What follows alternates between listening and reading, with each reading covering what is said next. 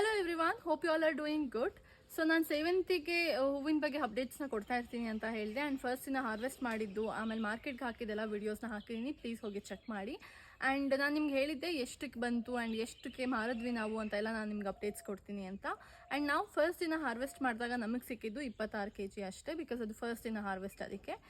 ಮತ್ತು ನಾವು ಹಾಕಿದ್ದು 1st ಡಿಸೆಂಬರ್. ನಾವು ಹಿಂದಿನ ದಿನ ಸಂಜೆನೇ ಕಿತ್ತಿ ಇಟ್ಟಿದ್ವಿ ಹೂವನ್ನ, ಆ್ಯಂಡ್ ಬೆಳಗ್ಗೆ ಮಾರ್ಕೆಟಿಗೆ ತೊಗೊಂಡು ಹೋಗಿದ್ದು. ಸೊ 1st ಡಿಸೆಂಬರ್ ನಮಗೆ ಸಿಕ್ಕಿದ ರೇಟು 1 kgಗೆ 140 ರೂಪಾಯಿ. ಆ್ಯಂಡ್ ಇದನ್ನು ನಾವು ಎಷ್ಟು ದಿನಕ್ಕೆ ಒಂದ್ಸತಿ ಹಾರ್ವೆಸ್ಟ್ ಮಾಡ್ಬೋದು ಅಂತ ಅಂದರೆ, ಒಂದು 5 ಇಂದ 6 ದಿನಕ್ಕೆ ಒಂದ್ಸತಿ ಹಾರ್ವೆಸ್ಟ್ ಮಾಡಬೇಕಾಗತ್ತೆ. ಇಲ್ಲಾಂದರೆ ಪ್ರಾಬಬ್ಲಿ ವೀಕ್ಲಿ ಒಂದ್ಸತಿ ಹಾರ್ವೆಸ್ಟ್ ಮಾಡಬೇಕಾಗತ್ತೆ, ಯಾಕಂದರೆ ಹೂಗಳಿನ್ನೂ ಹರಡಿರಲ್ಲ. ಸೊ ನೀವು ನೋಡ್ಬೋದು, ನಾವು ಆಲ್ರೆಡಿ ಹಾಕಿ ಒಂದು 2 ದಿನ ಆಗಿದೆ. ಸೊ ಆದ್ರೂ ಹೂಗಳಿನ್ನೂ ನಮ್ಮ ಸಣ್ಣದಿದೆ, ಇನ್ನೂ ಹೂಗಳೆಲ್ಲ ದೊಡ್ಡದಾಗಬೇಕು ತುಂಬ. ಸೊ ತುಂಬ ಯಾವುದೋ ಹರಳಿಲ್ಲ ಜಾಸ್ತಿ.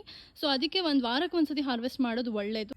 ಆ್ಯಂಡ್ ಕಟ್ ಮಾಡುವಾಗ ಒನ್ ಟಿಪ್ ಏನಂದರೆ, ಇದು ಯಾವಾಗಲೂ ಈ ಸ್ಟೆಮ್ ಸ್ವಲ್ಪ ಉದ್ದಕ್ಕೆ ಕಟ್ ಮಾಡಬೇಕಂದ್ರೆ ಇಷ್ಟಿರುವಾಗ ಅಟ್ಲೀಸ್ಟ್ ಮಿನಿಮಮ್ ಇಷ್ಟು ಉದ್ದ ಬಿಡಲೇಬೇಕು ನಾವು.